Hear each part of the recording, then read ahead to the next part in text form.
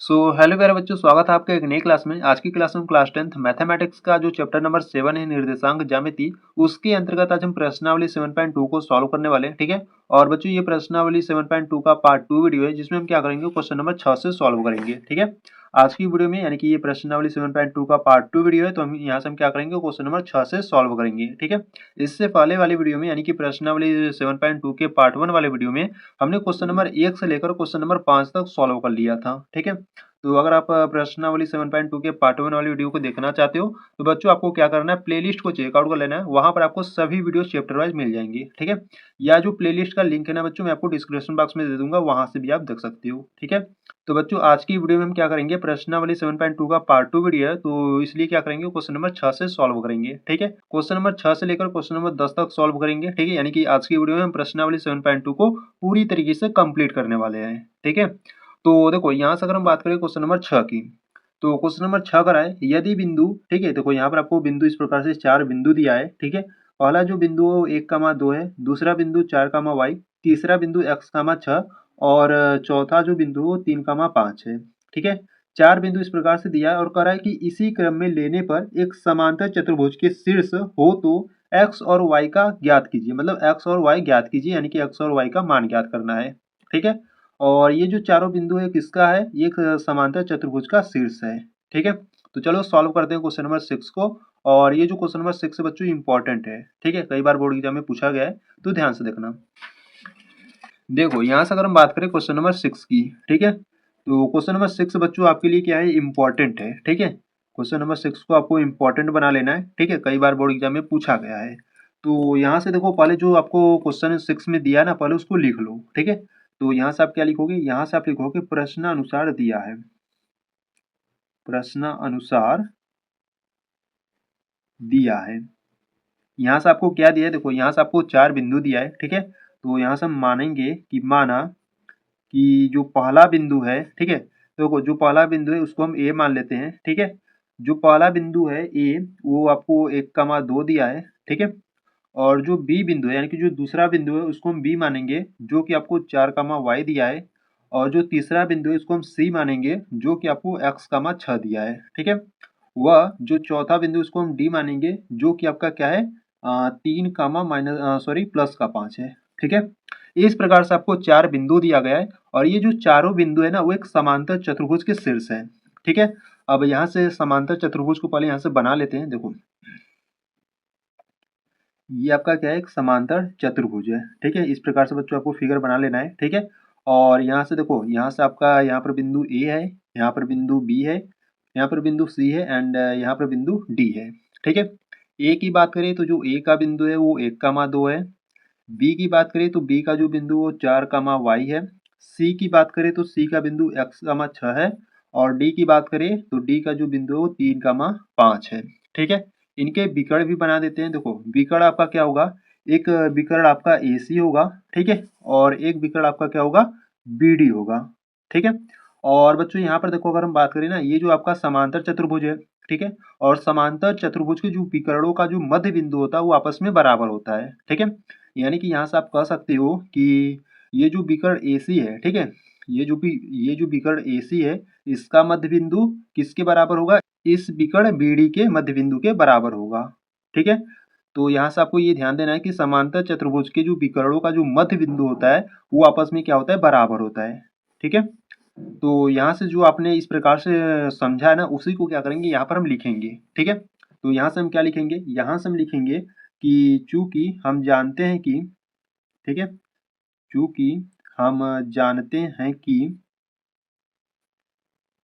ठीक है, चूंकि हम जानते हैं कि समांतर चतुर्भुज, समांतर चतुर्भुज के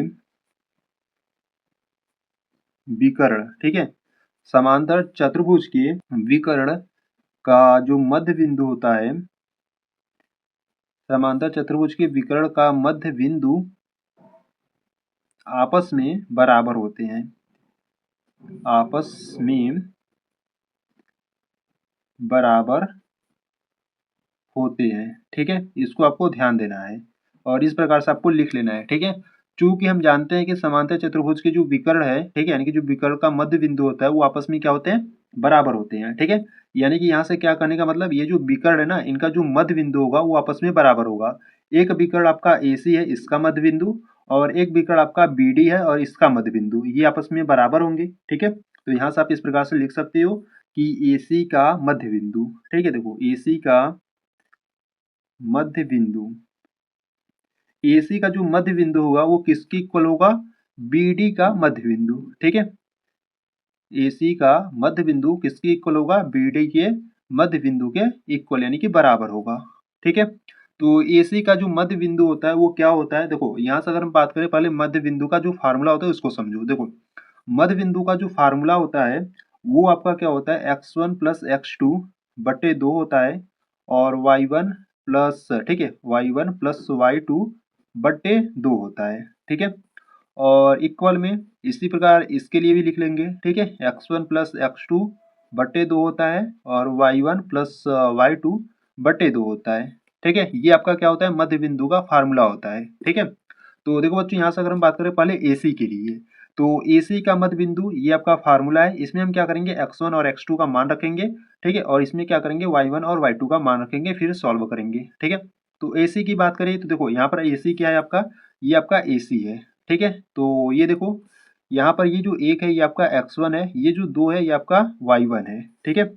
यहाँ पर ये जो x है ये आपका x2 है, और ये जो 6 है ना ये आपका y2 है, ठीक है। तो इसमें क्या करेंगे, मान रखेंगे। देखो यहाँ से अगर हम बात करें तो x1 का मान कितना है, 1 है, तो यहाँ पर रखो 1, प्लस x2 का मान कितना है, x है, तो यहाँ पर रखो x, बट्टे में क्या है, 2 है, ठीक है, कामा लगाओ।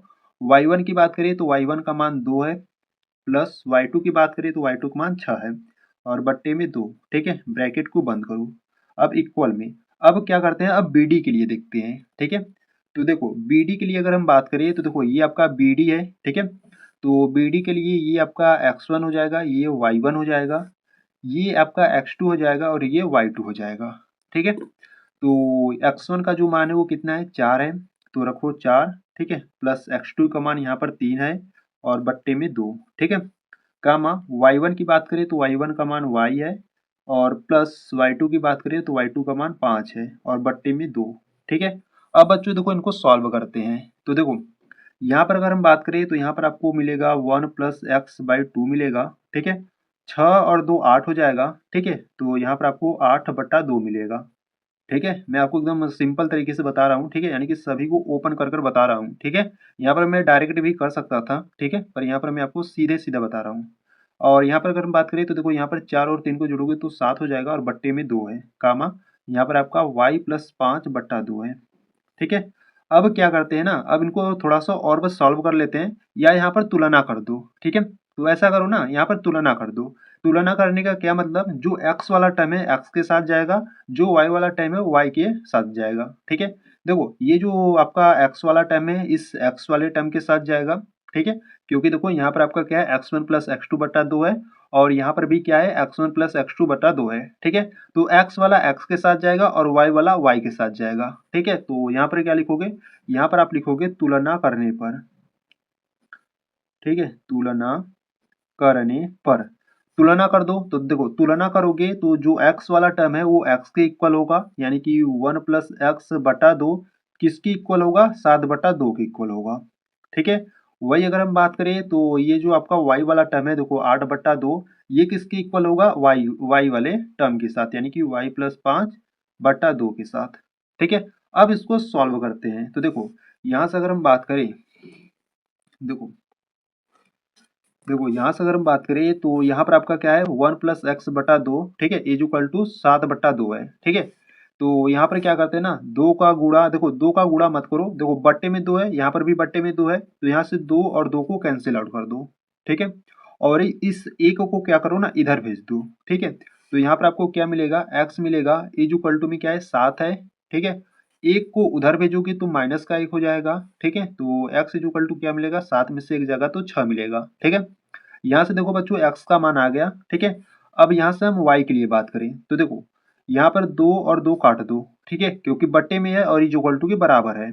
और यहाँ पर आपको देखो ये जो 5 है ना इसको इधर भेज दो, तो यहाँ पर आपको मिलेगा y इज इक्वल टू, देखो 8 है तो 8 हो गया, 5 को उधर भेजोगे तो -5 हो जाएगा और y इक्वल टू आपको क्या मिलेगा, देखो 8 में से 5 जाएगा तो 3 मिलेगा।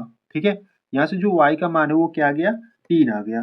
ठीक है, तो यहाँ से हमको क्या फाइंड करना था, यहाँ से हमको x और y का मान फाइंड करना था। ठीक है, तो यहाँ से जो x का मान है वो 6 आ गया और जो y का मान है वो 3 आ गया। ठीक है, तो यहाँ से आपको नीचे लिख देना है, अतः जो x इक्वल टू है वो 6 है, वह जो y इक्वल टू है वो 3 है। ठीक है, और ये आपका आंसर हो जाएगा। ठीक है, इस प्रकार से बच्चों आपको क्वेश्चन नंबर 6 को सॉल्व करना था। ठीक है, अगर इसमें आपको कुछ भी डाउट, कुछ भी प्रॉब्लम, कुछ भी दिक्कत आ रहा है तो आपको क्या करना है, एक बार इसको फिर से देखना है और अच्छे तरीके से समझ लेना है। ठीक है, और बच्चों ये जो क्वेश्चन नंबर 6 है ना आपके लिए इंपॉर्टेंट है, कई बार बोर्ड एग्जाम में पूछा भी गया है। ठीक है, तो यहाँ पर आपका क्वेश्चन नंबर 6 कंप्लीट हुआ। अब आ जाओ क्वेश्चन नंबर 7 पर। देखो क्वेश्चन नंबर 7 की बात करिए तो क्वेश्चन नंबर 7 कराए, बिंदु ए के निर्देशांक ज्ञात कीजिए जहां ए बी एक वृत्त का व्यास है। ठीक है, अब बिंदु ए का हमको निर्देशांक ज्ञात करना है और ए बी क्या है, एक वृत्त का व्यास है जिसका केंद्र 2, -3 है। ठीक है, अच्छा जी, जिसका केंद्र क्या है, यानी कि जो केंद्र ओ होगा, मान लो केंद्र ओ मान लेंगे, तो जो केंद्र है ना वो आपको 2, -3 है तथा बी के निर्देशांक यहाँ पर आपको दिया 1, 4 है।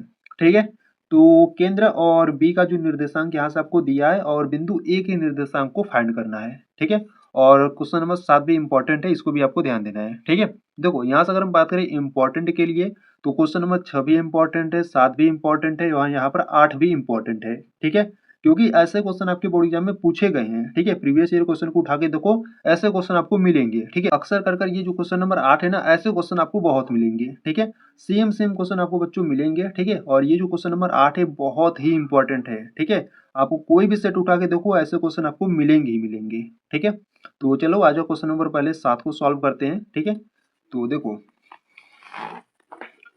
यहाँ से अगर हम बात करें क्वेश्चन नंबर 7 की, ठीक है, देखो क्वेश्चन नंबर 7 की बात करें तो बच्चों देखो क्वेश्चन नंबर 7 भी आपके लिए क्या है, इंपॉर्टेंट है। ठीक है, तो क्वेश्चन नंबर 7 क्या करा है, देखो क्वेश्चन नंबर 7 करा है कि बिंदु ए के निर्देशांक आपको फाइंड करना है और जो ए बी एक वृत्त है। ठीक है, तो पहले यहाँ से एक वृत्त को बना लेता हूँ। ठीक है, ये आपका एक वृत्त है। ठीक है, और यहाँ से अगर हम इसके व्यास की बात करें तो इस वृत्त का जो व्यास है वो आपका क्या है, ए बी है। ठीक है, यानी कि यहाँ पर आपका बिंदु ए है और यहाँ पर आपका बिंदु बी है। ठीक है, और इस वृत्त का जो केंद्र है ना और यहाँ पर है ये, और यहाँ पे देखो आपको क्या क्या दिया था, यहाँ पर तो जो बिंदु ए था यानी कि बिंदु ए का हमको निर्देशांक फाइंड करना है, तो इसको क्या करते हैं ना, एक्स और वाई मान लेते हैं।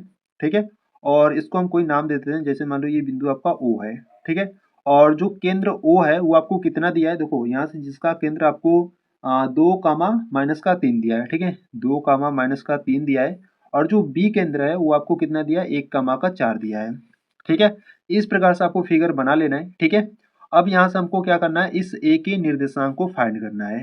ठीक है, तो चलो फाइंड करते हैं। तो यहाँ से देखो क्या करते हैं ना, यहाँ से हम मध्य बिंदु का अगर हम फार्मूला लगाएंगे तो सिंपल तरीके से सॉल्व हो जाएगा। ठीक है, तो यहाँ से हम मध्य बिंदु का फार्मूला लगाएंगे। तो पहले क्या करेंगे, पहले जो दिया है पहले उसको लिखेंगे, फिर उसके बाद सॉल्व करेंगे। तो यहाँ से क्या लिखोगे, यहाँ से आप लिखोगे प्रश्नानुसार दिया है,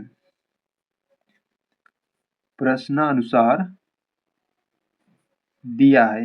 आपको क्या दिया है, आपको दिया है कि ये जो ए बी है इस वृत्त का क्या है, व्यास है। ठीक है, तो यहाँ से हम लिखेंगे ए बी एक वृत्त का, ए बी जो है, ठीक है, ए बी जो है एक वृत्त का क्या है, व्यास है। ठीक है, एक वृत्त का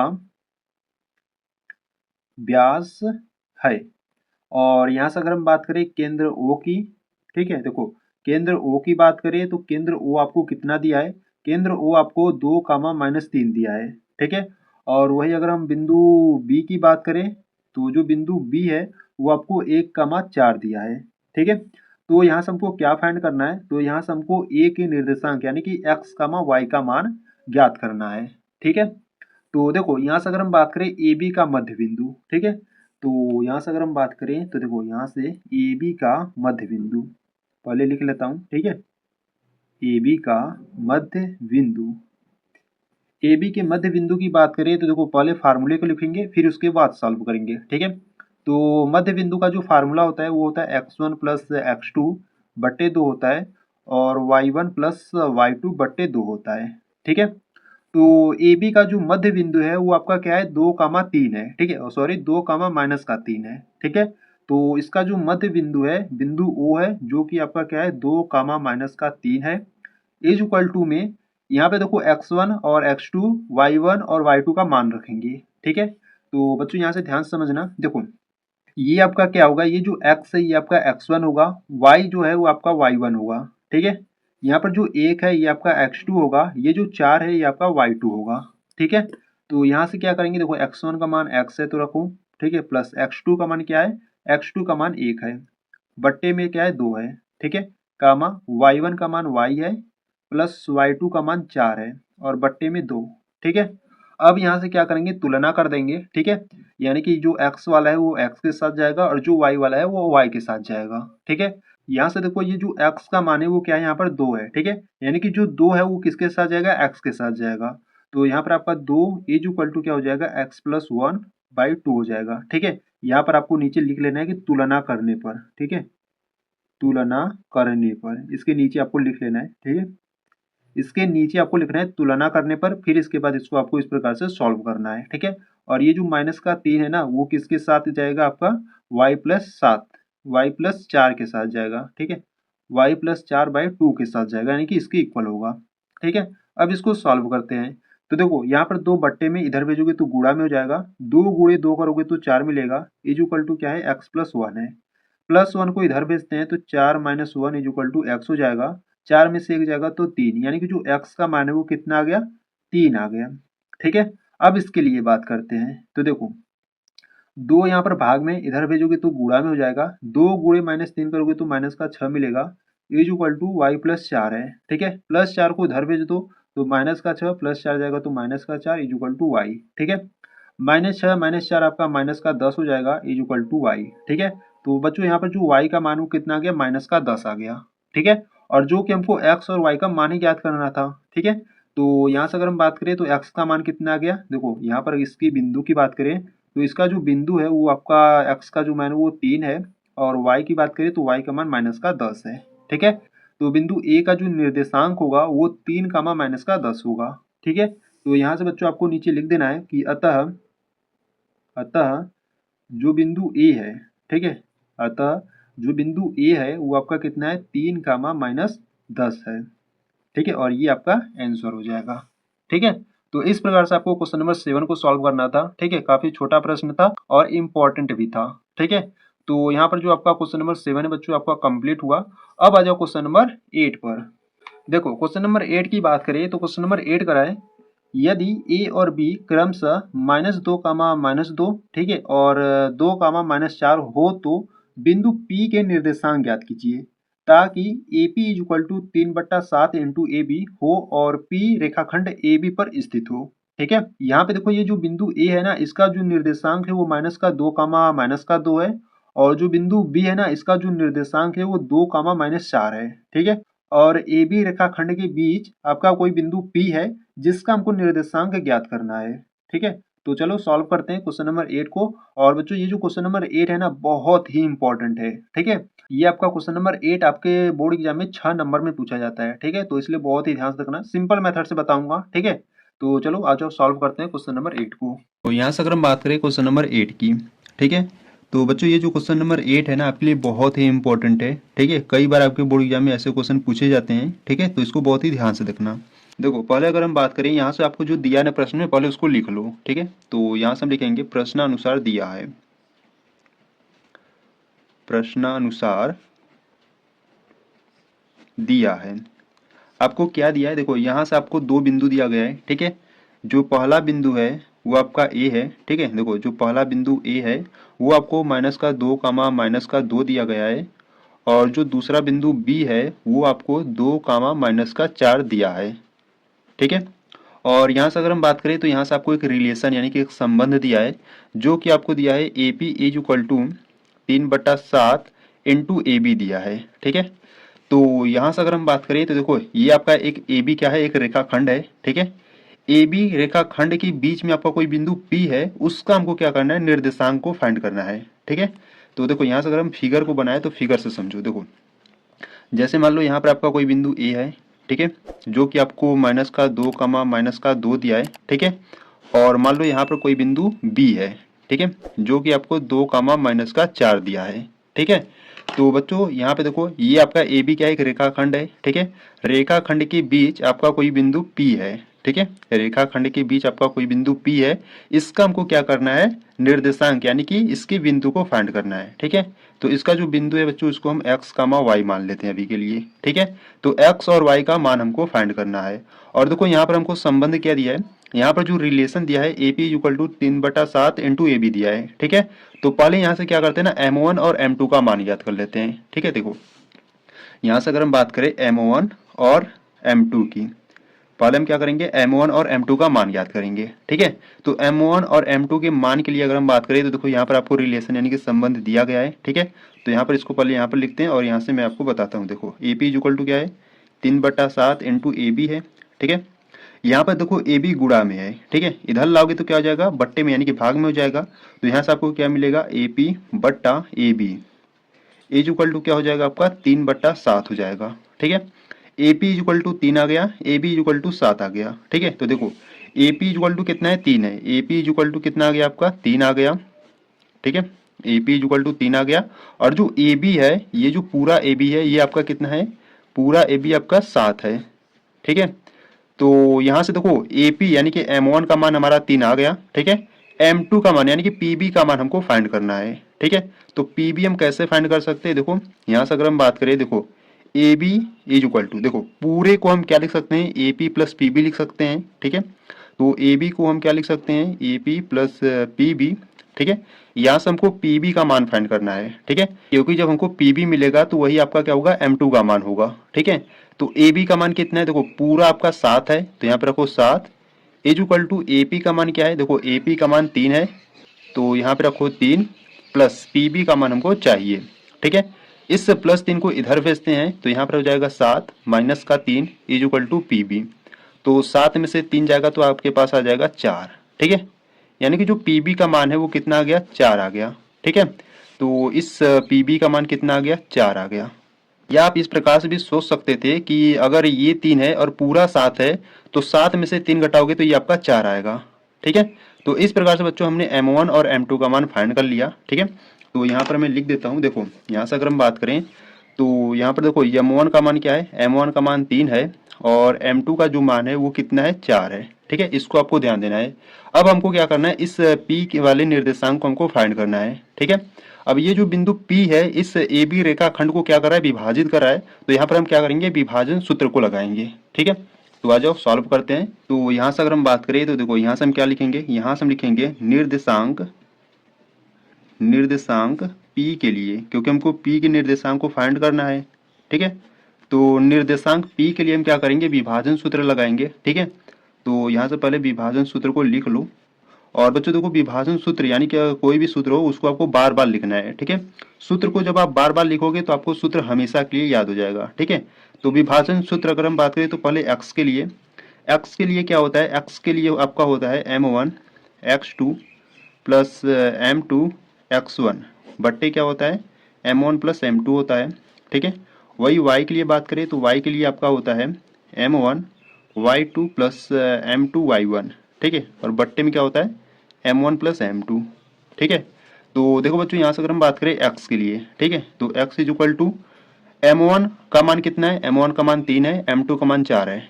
x2 और x1 की मान को हम फाइंड करते हैं। देखो यहाँ से अगर हम बात करें, देखो ये जो आपका है माइनस का 2 ये आपका x1 है, ये भी जो माइनस का 2 है ये आपका y1 है। ठीक है, ये जो प्लस का 2 है ये आपका क्या है, x2 है, ये जो माइनस का 4 है ये y2 है। ठीक है, तो इन सभी मान को हम क्या करेंगे, इसमें पुट अप करेंगे और यहाँ से x और y का मान फाइंड करेंगे। ठीक है, तो देखो M1 की बात करें तो M1 का मान यहाँ पर 3 है। ठीक है, तो यहाँ पर रखोगे 3 इंटू x2 की बात करें तो देखो x2 का मान यहाँ पर 2 है। ठीक है, तो यहाँ पर रखो 2 प्लस M2 की बात करें, ठीक है, M2 की बात करें तो M2 का मान 4 है, इंटू x1 की बात करें तो x1 का मान माइनस का 2 है। ठीक है, तो इन सभी मान को रख लिया और बट्टे में क्या है, M1 प्लस M2, M1 का मान 3, M2 का मान 4, यानी कि यहाँ से आपका हो जाएगा 3 प्लस 4। ठीक है, अब इसी प्रकार y के लिए बात करें तो देखो M1 का मान 3 है, इंटू y2 की बात करें तो y2 का मान माइनस का 4 है। ठीक है, और प्लस M2 का मान 4 है, इंटू y1 है। ठीक है, सॉरी y1 है, तो जो y1 का मान है वो माइनस का 2 है। ठीक है, और बट्टे में m1 प्लस m2 यानी कि 3 प्लस 4। ठीक है, अब सॉल्व करो तो x इज इक्वल टू देखो 3 दूना 6 हो जाएगा। ठीक है, और 4 दूना 8, यहाँ पर माइनस है तो माइनस का 8 हो जाएगा। ठीक है, और बट्टे में इनको जोड़ दोगे 7 हो जाएगा। और इसके लिए बात करें तो y इज इक्वल टू देखो -4 गुणे 3 करोगे तो माइनस का 12 मिलेगा। ठीक है, और 4 गुणे 8 करोगे और 4 गुणे -2 करोगे तो माइनस का 8 मिलेगा। और बट्टे में कितना है 7। ठीक है, यहाँ पर सॉल्व कर लेते हैं। देखो यहाँ पर अगर हम बात करें तो -8 में से जब प्लस का 6 जाएगा तो माइनस का 2 बचेगा, यानी कि जो x का मान होगा वो माइनस का 2/7 होगा। ठीक है, वही y के लिए बात करिए तो देखो -12 -8 दोनों माइनस में तो दोनों ऐड हो जाएंगे, और -12 -8 आपका कितना हो जाएगा माइनस का 20 हो जाएगा। और बट्टे में कितना है 7 है। ठीक है, तो बच्चों देखो यहाँ पर जो x का मान है वो कितना आ गया, x का मान माइनस का 2/7 आ गया, और जो y का मान है वो माइनस का 20/7 आ गया। ठीक है, तो ये जो आपका बिंदु P था यानी कि इस AB रेखाखंड यानी यानी इस AB रेखाखंड को जो बिंदु P यानी इस AB रेखाखंड को बिंदु जो P विभाजित यानी इस AB रेखाखंड को जो बिंदु P विभाजित कर रहा था, इसका जो निर्देशांक है वो कितना आ गया, देखो x का मान माइनस का 2/7 है तो x का जो मान है वो आपका माइनस का 2/7 आ गया, और जो y का मान है वो माइनस का 20/7 आ गया। ठीक है, तो बिंदु P के निर्देशांक यहाँ पर ये आ गया। ठीक है, अगर आप नीचे इस प्रकार से लिखना चाहते हो तो आप लिख सकते हो। ठीक है, यहाँ पर क्या लिखोगे, यहाँ पर लिखोगे अतः P बिंदु के निर्देशांक। ठीक है, अतः जो P बिंदु है वो आपका माइनस का 2/7 और माइनस का 20/7 है। ठीक है, और ये आपका आंसर हो जाएगा। ठीक है, तो इस प्रकार से बच्चों आपको क्वेश्चन नंबर 8 को सॉल्व करना था। ठीक है, और बच्चों ये जो क्वेश्चन नंबर 8 है आपके लिए बहुत ही इंपॉर्टेंट है, कई बार आपके बोर्ड एग्जाम में पूछा गया है। ठीक है, मैं आपको बार बार कर रहा हूँ। ठीक है, अगर इस क्वेश्चन में आपको कुछ भी डाउट, कुछ भी प्रॉब्लम, कुछ भी दिक्कत आ रहा है तो आपको क्या करना है, वीडियो को एक बार रिपीट करके एक बार फिर से देख लेना। ठीक है, और अच्छे तरीके से समझ लेना है। तो यहाँ से आपका क्वेश्चन नंबर 8 कंप्लीट हुआ। अब आ जाओ क्वेश्चन नंबर 9 पर।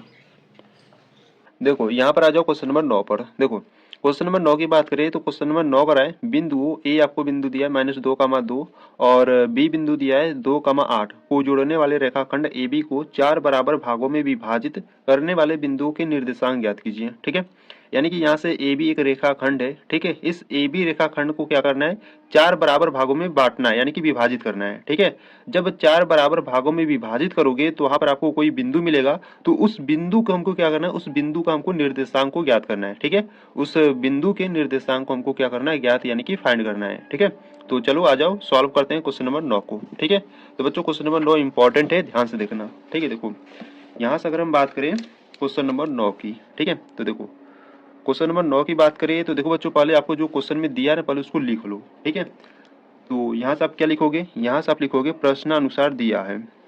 ठीक है, प्रश्नानुसार दिया है। ठीक है, तो यहाँ से आपको 2 बिंदु दिया है। ठीक है, तो देखो यहाँ से अगर हम बात करें, देखो यहाँ से फिगर से समझाते हैं। ठीक है, तो पहले यहाँ से फिगर आपको बना लेते हैं। देखो यहाँ से अगर हम बात करें तो यहाँ पर आपका कोई बिंदु ए है। ठीक है, जो कि आपको बिंदु जो ए है वो आपको -2, 2 दिया है। ठीक है, और यहाँ से आपका कोई बिंदु बी है। ठीक है, जो कि आपको कितना दिया है, जो बिंदु बी है वो आपको 2, 8 दिया है। ठीक है, तो बच्चों देखो एक ए बी यहाँ पर रेखाखंड है। ठीक है, इस ए बी रेखाखंड को हमको क्या करना है, 4 बराबर भागों में बांटना है। ठीक है, यानी कि विभाजित करना है। ठीक है, तो यहाँ से हम क्या करेंगे, इसको 4 बराबर भागों में विभाजित करेंगे। ठीक है, तो जैसे मान लो यहाँ पर कोई बिंदु ले लेता हूँ। ठीक है, और यहाँ पर एक यहाँ पर ले लेता हूँ। ठीक है, तो देखो ये जो ए बी रेखाखंड है इसको हमने क्या किया, 4 बराबर भागों में बांट दिया। ठीक है, अब इसको यहाँ पर इन बिंदुओं को कुछ नाम दे देते हैं। ठीक है, तो यहाँ पर जैसे मान लो इसको हम मान लेते हैं P है, ये Q है और ये R है। ठीक है, देखो यहाँ से यहाँ तक आपका 1 भाग हुआ। ठीक है, यहाँ से यहाँ तक आपका 2 भाग, यहाँ से यहाँ तक 3 भाग, और यहाँ से यहाँ तक 4 भाग हो गया। ठीक है, तो ए बी रेखाखंड को हमने 4 बराबर भागों में इस प्रकार से बांट लिया। ठीक है, अब ये जो बिंदु मिले है ना, इस बिंदु के हमको क्या करना है, इस बिंदु का हमको निर्देशांक ज्ञात करना है। ठीक है, तो यहाँ पर अगर हम P के लिए अगर हम बात करें, ठीक है, देखो यहाँ पर P का कुछ मान है नहीं। ठीक है, तो यहाँ से हम क्या करेंगे ना, इसको x और y मान लेंगे। ठीक है, यानी कि देखो अगर हम बिंदु P के लिए अगर हम बात करें तो इसको क्या करेंगे, x, y मान लेंगे। ठीक है, बिंदु Q के लिए भी हम क्या करेंगे, x, y मानेंगे, और बिंदु R के लिए भी हम क्या करेंगे, x, y मानेंगे। ठीक है, तो यहाँ से अगर हम बात करें तो देखो यहाँ पर जो बिंदु Q है इस AB रेखाखंड का क्या है, मध्य बिंदु है, ठीक है, यानी कि सबसे बीच में है। तो पहले क्या करते हैं ना, बिंदु Q के निर्देशांक को फाइंड कर लेते हैं, ठीक है। तो यहाँ से देखो अगर हम बात करें, देखो इस प्रकार से आपको लिखना है। यहाँ से आप लिखोगे जो बिंदु Q है, ठीक है, देखो बिंदु जो Q है वो AB का क्या है, मध्य बिंदु है, ठीक है, AB का मध्य बिंदु है, ठीक है। तो बिंदु Q का मध्य बिंदु, ठीक है, तो बिंदु Q के लिए समझ लो इस प्रकार से, ठीक है। तो बिंदु Q के लिए, तो देखो बिंदु Q के लिए अगर हम बात करें तो मध्य बिंदु का फार्मूला बच्चों आपको याद होना चाहिए, ठीक है। देखो यहाँ से अगर हम बात करें, देखो आपको फार्मूला बच्चों आपको बार बार लिखना है, ठीक है। तो यहाँ पर अगर हम बात करें मध्य बिंदु के लिए, ठीक है, मध्य बिंदु, अब देखो जो मध्य बिंदु होता है किसके लिए फाइंड करेंगे, Q के लिए फाइंड करेंगे, ठीक है। तो पहले क्या करेंगे, फार्मूले को लिख लेंगे। तो फार्मूला आपका होता है x1 प्लस x2 बट्टा 2 होता है एंड y1 प्लस y2 बट्टा 2 होता है, ठीक है। तो बिंदु Q के लिए हम क्या करेंगे, मध्य बिंदु को फाइंड करेंगे, ठीक है। तो देखो यहाँ पर हम रखेंगे Q इज इक्वल टू, देखो x1 प्लस x2 है, ठीक है। तो x1 और x2 का मान क्या होगा, देखो बिंदु Q जो है यहाँ पर बच्चों वो क्या है, AB रेखाखंड का मध्य बिंदु है, ठीक है। तो x1 का मान क्या होगा, माइनस का 2 होगा, प्लस x2 का जो मान होगा वो प्लस का 2 होगा, ठीक है। यहाँ से हम फाइंड करेंगे। तो देखो यहाँ पर अगर हम बात करें x1 की, तो x1 का मान क्या होगा, माइनस का 2 होगा, प्लस x2 की बात करें तो x2 का मान क्या होगा, प्लस का 2 होगा, ठीक है। बट्टे में 2, कामा लगाओ। y1 की बात करें तो y1 का मान 2 होगा, प्लस y2 की बात करें तो y2 का मान 8 होगा, और बट्टे में 2 है, ठीक है। ब्रैकेट इस प्रकार से लगा दो।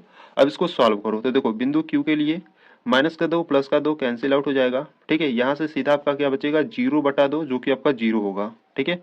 इनको जोड़ो, 8 और 2 को जोड़ोगे तो 10 हो जाएगा, और बट्टा में 2 है, ठीक है। एक स्टेप और ले जाते हैं। तो यहाँ पर आपका 0 कामा संख्याएं कट रही तो काट दो, 2 एक कम 2, 2 पच्चे 10, ठीक है। यानी कि यहाँ से इसको सॉल्व करने पर 5 आ गया। तो बच्चों बिंदु Q के लिए जो आपका निर्देशांक यानी कि जो बिंदु होगा वो क्या होगा, 0 कामा 5 होगा, ठीक है। तो यहाँ पर मैं लिख देता हूँ, देखो बिंदु Q के लिए आपका क्या निर्देशांक होगा, 0 कामा 5 होगा, ठीक है। अब यहाँ से अगर हम बात करें तो देखो ये जो बिंदु P है इस AQ का क्या है, मध्य बिंदु है, ठीक है। इस प्रकार बिंदु P के लिए आप निर्देशांक को फाइंड कर सकते हो, ठीक है। और यहाँ से अगर हम बिंदु R की बात करें तो ये जो बिंदु R है इस QB का क्या है, मध्य बिंदु है, ठीक है। तो इस प्रकार से आप बिंदु R को भी फाइंड कर सकते हो, ठीक है। तो चलो पहले क्या करते हैं, बिंदु P को फाइंड करते हैं, ठीक है। देखो ये जो P है इस AQ का क्या है, मध्य बिंदु है, ठीक है। तो यहाँ पर हम क्या करेंगे, इसी प्रकार से सॉल्व करेंगे मध्य बिंदु का फार्मूला यूज कर, ठीक है। तो चलो पहले बिंदु P के लिए देखते हैं। देखो यहाँ से अगर हम बात करें तो अब यहाँ पर हम लिखेंगे, अब P जो है वो क्या है, AQ का मध्य बिंदु है, ठीक है।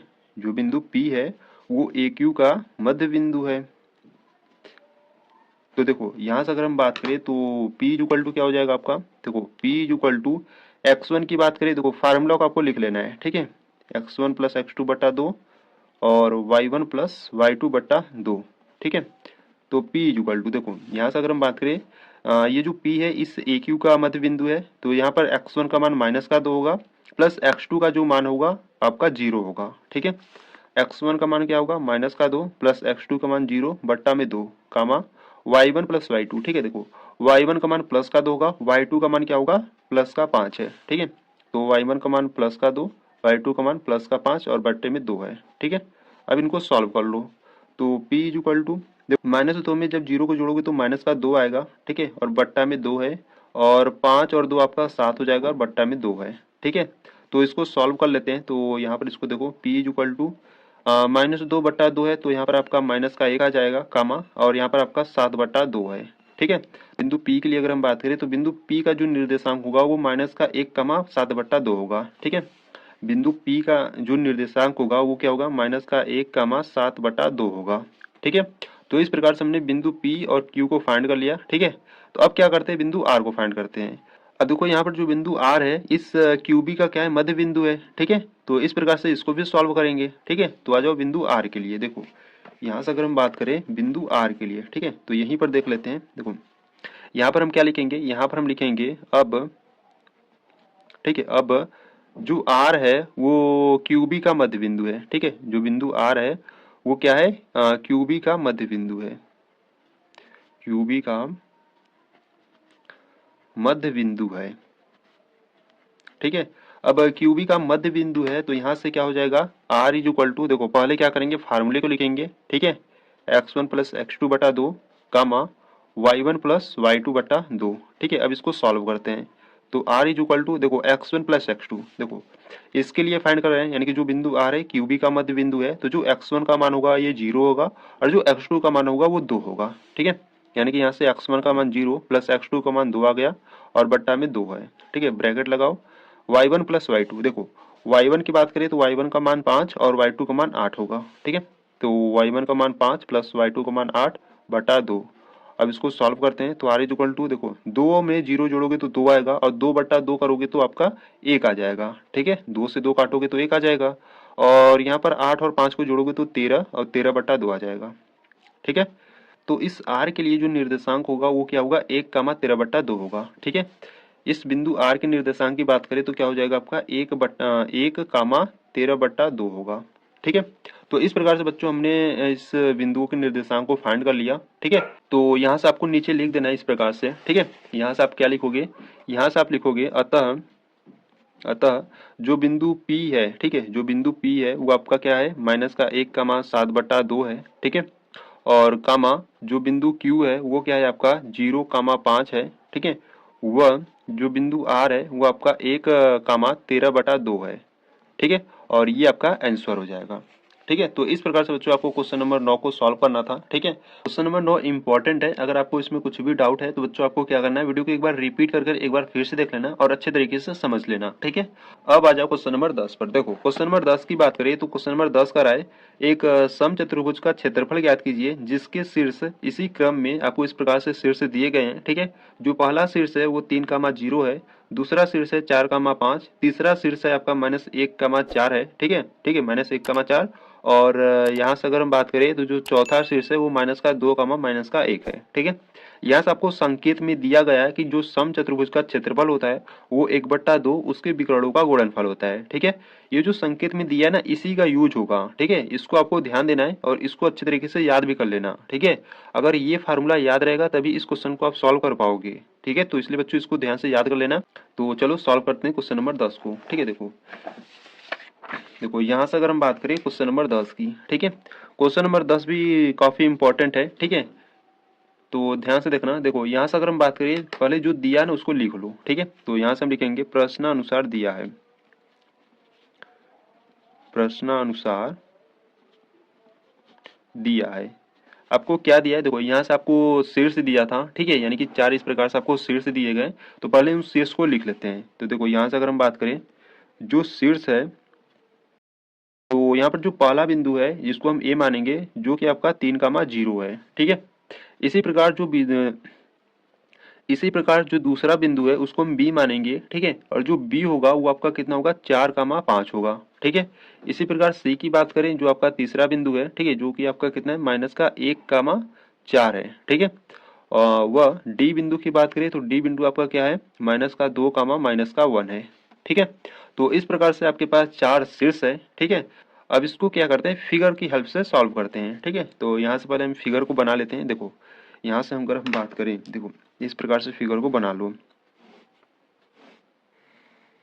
ठीक है, यहाँ पर इसको हम बिंदु ए मान लेते हैं, यहाँ पर बी, यहाँ पर सी एंड यहाँ पर डी। ठीक है, बच्चों देखो यहाँ पर आपको ध्यान देना है कि जब इस प्रकार से ए बी सी डी मानना तो आपको क्या करना है, सीरियल वाइज से मानना है। ठीक है, ऐसा नहीं कि यहाँ पर ए हो गया तो यहाँ पर बी, यहाँ पर सी, यहाँ पर डी, ऐसा नहीं करना है। ठीक है, यहाँ पर देखो नाम हमने सीरियल वाइज से रखा है, तो यहाँ पर जब भी आप इस प्रकार से मानोगे तो आपको सीरियल वाइज से मानना है। ठीक है, तो यहाँ पर हम इसको इस शीर्ष को लिख देते हैं। देखो यहाँ पर जो बिंदु ए है वो आपका कितना है, 3,0 है। ठीक है, बिंदु बी की बात करें तो बिंदु बी आपका 4,5 है और जो बिंदु सी है वो -1,4 है। ठीक है, बिंदु डी आपका क्या है, -2, -1 है। ठीक है, अब यहाँ पर एक आपका क्या है, समचतुर्भुज है। ठीक है, तो समचतुर्भुज का आपका विकर्ण भी होता है, तो यहाँ पर इसके विकर्ण को भी बना लेते हैं इस प्रकार से। ठीक है, देखो यहाँ पर आपका विकर्ण एक AC होगा और यहाँ से आपका एक विकर्ण BD होगा। ठीक है, और ये इसके विकर्णों का जो प्रतिच्छेद बिंदु है वो आपका क्या है, बिंदु मान लो O है।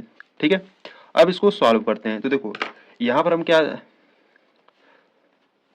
तो देखो यहाँ पर हम क्या जानते हैं, देखो यहाँ पर हम लिखेंगे चूंकि हम जानते हैं कि, ठीक है, क्योंकि हम जानते हैं कि हम क्या जानते हैं, हम जानते हैं कि जो सम चतुर्भुज का क्षेत्रफल होता है वो क्या होता है, देखो सम चतुर्भुज का क्षेत्रफल, सम चतुर्भुज का जो क्षेत्रफल होता है वो क्या होता है, हाफ इंटू विकर्णों का गुणनफल होता है। ठीक है, हाफ इंटू विकर्णों का गुणनफल, यानी कि 1/2 इंटू विकर्णों का गुणनफल। ठीक है, तो सम चतुर्भुज का क्षेत्रफल 1/2 इंटू विकर्णों का गुणनफल होता है। ठीक है, तो यहाँ से सम चतुर्भुज का क्षेत्रफल इज इक्वल टू 1/2, और यहाँ से अगर हम बात करें तो विकर्ण यहाँ पर आपके क्या क्या है, देखो जो पहला विकर्ण है वो आपका AC है और जो दूसरा विकर्ण है वो आपका BD है। ठीक है, तो 1/2 विकर्ण आपका एक AC है और जो दूसरा विकर्ण है वो आपका BD है। ठीक है, अब यहाँ से अगर हम बात करें तो देखो 1/2 है तो 1/2 रखो। ठीक है, यहाँ से हमको AC को फाइंड करना है और यहाँ से हमको BD को फाइंड करना है। ठीक है, तो पहले हम क्या करते हैं, AC के बीच की दूरी को फाइंड कर लेते हैं, फिर BD के बीच की दूरी को फाइंड करेंगे और इन दोनों का मान यहाँ पर रखकर समचतुर्भुज का क्षेत्रफल फाइंड कर लेंगे। ठीक है, तो चलो पहले क्या करते हैं, AC के बीच की दूरी को फाइंड करते हैं। ठीक है, देखो यहाँ पर अगर हम बात करें AC की बीच की दूरी, ठीक है, तो देखो बच्चों आपको दूरी सूत्र याद होना चाहिए। ठीक है, हालांकि मैं यहाँ पर एक बार लिख देता हूँ। देखो दूरी सूत्र होता है x1 - x2 बट्टा का वर्ग, ठीक है, प्लस y1 - y2 का वर्ग होता है। ठीक है, ये अंडर रूट में रहता है, इसको भी आपको ध्यान देना है। ठीक है, तो देखो पहले AC के लिए बात करें तो AC equal to under root में x1 x2 की बात करें, देखो ये आपका AC विकर्ण है। ठीक है, x1 का मान कितना है, 3 है, तो यहाँ पर रखो 3, माइनस x2 का मान क्या है, माइनस का 1 है, तो माइनस माइनस प्लस 1 हो जाएगा। ठीक है, वर्ग करो, प्लस y1 की बात करें तो y1 का मान 0 है और y2 का मान 4 है। ठीक है, तो 0 माइनस का 4 वर्ग कर दो। ठीक है, तो AC equal to under root में 3 और 1 4, 4 का वर्ग 16। ठीक है, प्लस -4 में 0 जोड़ोगे तो -4 होगा और -4 का वर्ग करोगे तो आपका 16 ही आएगा। ठीक है, तो 16 और 16 कितना हो जाएगा बच्चों, देखो इस प्रकार से सॉल्व करो। ठीक है, देखो 16 को हम क्या लिख सकते हैं, देखो 16 + 16 है तो इसको हम क्या लिख सकते हैं, 2 इंटू क्या लिख सकते हैं, यहाँ से 16 लिख सकते हैं। ठीक है, तो यहाँ से 16 का जब वर्गमूल करोगे तो यहाँ से आपका 4 आ जाएगा। ठीक है, और अंडर रूट में 2 बचेगा। ठीक है, यानी कि जो AC का मान है वो क्या आ गया आपका, 4 अंडर रूट में 2 आ गया। ठीक है, मात्रक, मात्रक लिखना जरूरी है। ठीक है, तो यहाँ से हमको AC का मान निकल गया। ठीक है, अब क्या करेंगे, अब BD के मान को फाइंड करेंगे। ठीक है, तो देखो यहाँ पर अगर हम बात करें BD की तो BD इक्वल टू, पहले आपको क्या करना है, फार्मूला लिखना है। ठीक है, x1 - x2 का वर्ग प्लस y1 - y2 का वर्ग। अब सॉल्व करो तो BD equal to under root में, देखो x1 की बात करें तो x1 का मान आपका 4 है, x2 का जो मान है वो माइनस का 2 है। ठीक है, तो 4 माइनस माइनस आपका प्लस हो जाएगा और यहाँ पर 2। ठीक है, प्लस y1 - y2, देखो y1 का मान 5 है, y2 का मान माइनस का 1 है। ठीक है, y1 का मान 5 माइनस y2 का मान माइनस का 1, तो माइनस माइनस प्लस 1 हो जाएगा। ठीक है, स्क्वायर कर दो, BD equal to under root में 4 + 2 करोगे तो 6, 6 का स्क्वायर करोगे तो 36, प्लस 5 और 1 6, 6 का स्क्वायर करोगे तो 36 हो जाएगा। ठीक है, तो इसको भी क्या करो, उसी तरह से सॉल्व कर लो। देखो इसको हम क्या लिख सकते हैं, इसको हम लिख सकते हैं 2 × 36 लिख सकते हैं। ठीक है, तो BD इक्वल टू 36 का वर्गमूल निकालोगे तो यहाँ से आपका 6 आ जाएगा और अंडर रूट में 2 बचेगा। ठीक है, और यहाँ पर आपको मात्रक लिख देना है। ठीक है, इस प्रकार से बच्चों हमने इसके विकर्ण को फाइंड कर लिया। ठीक है, अब इनके विकर्ण को हम क्या करेंगे, यहाँ पर रखेंगे। ठीक है, देखो यहाँ पर आपका AC का मान क्या है, AC का मान 4 × √2 है। ठीक है, तो यहाँ पर आप रखेंगे 4 × √2 इंटू BD की बात करिए तो BD का मान क्या है, 6 × √2 है। ठीक है, 6 × √2 है। अब इसको सॉल्व करते हैं तो देखो यहाँ से अगर हम बात करें तो यहाँ पे देखो संख्याएं कट रही है। ठीक है, यहाँ पर अगर अंडर रूट और इस 2 से कट जाएगा। ठीक है, क्योंकि जब अंडर रूट इंटू √2 करोगे तो आपका क्या आ जाएगा, आपका 2 आ जाएगा। ठीक है, क्योंकि देखो जब √2 इंटू √2 करोगे तो आपका क्या आ जाएगा, √2 का स्क्वायर आ जाएगा। ठीक है, और ये स्क्वायर और ये रूट कैंसिल आउट होकर आपका 2 आ जाएगा। ठीक है, तो जब इसको सॉल्व करोगे तो 2 आएगा और यहाँ से 2 2 को हमने काट दिया। ठीक है, यहाँ पर आपका 4 बचा और गुणे में 6 बचा, तो 6 × 4 करोगे तो कितना आ जाएगा, 24 आ जाएगा। ठीक है, आप क्षेत्रफल फाइंड कर रहे थे तो इसलिए कि यहाँ पर आप क्या लिखोगे, वर्ग इकाई लिखोगे। ठीक है, इस प्रकार से आपका क्या आ गया, आंसर आ गया। ठीक है, तो सम चतुर्भुज का जो क्षेत्रफल होगा वो कितना होगा, 24 वर्ग इकाई होगा। ठीक है, तो इस प्रकार से बच्चों आपको क्वेश्चन नंबर 10 को सॉल्व करना था। ठीक है, तो यहाँ से आपका जो क्वेश्चन नंबर 10 है ये आपका कंप्लीट हुआ, ठीक है। यानी कि ये जो प्रश्नावली 7.2 है बच्चों, ये आपका पूरा कंप्लीट हो गया, ठीक है। तो इस प्रश्नावली 7.2 में अगर आपको किसी भी क्वेश्चन में डाउट है तो बच्चों आपको कमेंट्स बॉक्स में आपको बता देना है, ठीक है। और वीडियो आपको कैसे लगी वो भी आपको बता देना है, ठीक है।